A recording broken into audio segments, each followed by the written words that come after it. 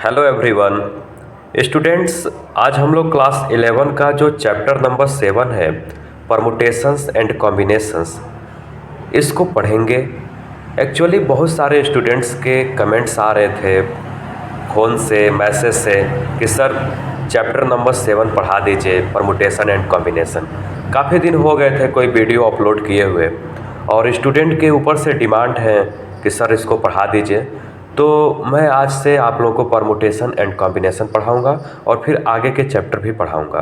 तो आज का जो हमारा पहला टॉपिक है वह है फंडामेंटल प्रिंसिपल। फंडामेंटल प्रिंसिपल क्या होता है उसको हम जान लें, फिर उसके बाद हम जानेंगे कि इसके प्रॉब्लम को कैसे हम सॉल्व करेंगे। तो डिफिनीशन है हमारा, the fundamental principle is a rule use to count the total number of possible outcomes in a situation. It states that if there are n ways of doing something and m ways of doing another thing after that, then there are m cross n ways to perform both of these actions. इसके एक और definition आप सुनेंगे, if an event can occur in m different ways following which another event can occur in n different ways, then the total number of occurrence of the events in the given order is m cross n। आइए इसको notes के माध्यम से देखते हैं कि हमने जो बातें बताया वो कैसे है और उसमें क्या बातें आई हुई हैं, उसको समझेंगे, देखेंगे। है हमारा, the fundamental principle is a rule use to count the total number of possible outcomes in a situation. It states that if there are n ways of doing something and m ways of doing another thing after that, then there are m cross n ways to perform both of these actions। देखिए इसका मतलब यह होता है कि जैसे कोई हमारे पास इवेंट दिया गया है, ठीक है ना, और मान लीजिए वह m क्रॉस n तरीके से हमको उसको दिखाना है। जैसे उसमें उसको करने के तरीके m वेज हैं, फिर n वेज से भी उसको किए जा सकते हैं। तो तब उनका जो टोटल आउटकम्स होगा वह क्या होगा, तो वह होगा m क्रॉस n। जो m क्रॉस n है उसी को हम फंडामेंटल प्रिंसिपल बोलते हैं। यानी total number of occurrence of the events जब निकालेंगे तो वह m क्रॉस n होगा। अब इसके लिए एक प्रॉब्लम मैंने सेलेक्ट किया है। यदि आप प्रॉब्लम से उस चीज़ को समझें तो बहुत आसानी से समझ में आएगा। क्वेश्चन है, find the number of 4 letter words with और without meaning which can be formed out of the letters of the word rose where the repetition of the letters is not allowed. पहले question समझे क्या है।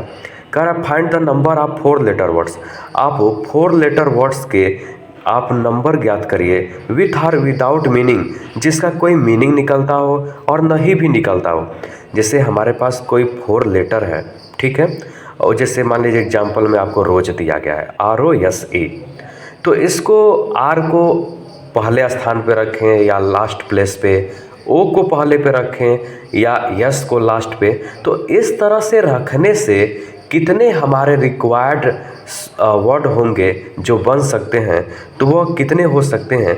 इसमें एक चीज़ और भी दिया है, where the repetition of the letters is not allowed. इसमें लेटर्स को रिपीट नहीं करना है। यानी पहले पे यदि R आप फिक्स कर दिए तो आप सेकेंड पोजीशन पे या थर्ड पोजीशन या फोर्थ पोजीशन पे फिर R नहीं लिखेंगे, आप OSE में से ही कोई एक लिखेंगे। ओके, तो जैसे हमारे पास मान लीजिए 4 लेटर वर्ड्स बनाना है, तो मैंने 4 ब्लैंक्स ऐसे बना लेता हूँ। पहले 1, ये 2, ये 3 और ये हमारा हो गया 4। देखिए, तो यहाँ पे हम पहले R यदि हम फिक्स कर देते हैं तो यहाँ पे O होगा, S होगा, E होगा, और यहाँ पे हम यदि O फिक्स कर देते हैं तो फिर इसके बाद जो बचे वर्ड होंगे वह एक एक करके आएंगे। तो एक बात बताइए, पहले को जो भरने के तरीके हुए वो कितने हुए, 4 टाइप से। यानी हम पहले ब्लैंक्स को 4 तरीके से फिल कर सकते हैं, तो दूसरे वाले को तो हम 4 तरीके से नहीं करेंगे। क्यों नहीं करेंगे? क्योंकि कह रहा है कि वर्ड्स को हमको रिपीट नहीं करना है, तो जो बचेंगे उसी में से करना है। तो ये 3 यानी सेकंड प्लेस को हम 3 तरीके से फिल कर सकते हैं। तो उसके बाद वाले को 2 तरीके से, क्योंकि 2 ही वर्ड बचेगा तो ये 2 हो जाएगा, और इसको हम केवल 1 तरीके से फिल कर सकते हैं। ध्यान देंगे, इसमें आपको बताया गया कि लेटर्स जो हैं वो रिपीट नहीं हो रहे हैं, इसलिए हमने इस तरह से रिजल्ट दिखाया। तो जो फंडामेंटल प्रिंसिपल होता है वह ये कहता है कि इनका प्रोडक्ट ही हमारा रिजल्ट होता है, यानी m क्रॉस n। तो क्यों ना हम इनको प्रोडक्ट कर लें, 4 × 3 × 2 × 1, तो ये हो जाएगा आपका 4 3 जा 12 और 12 2 जा 24।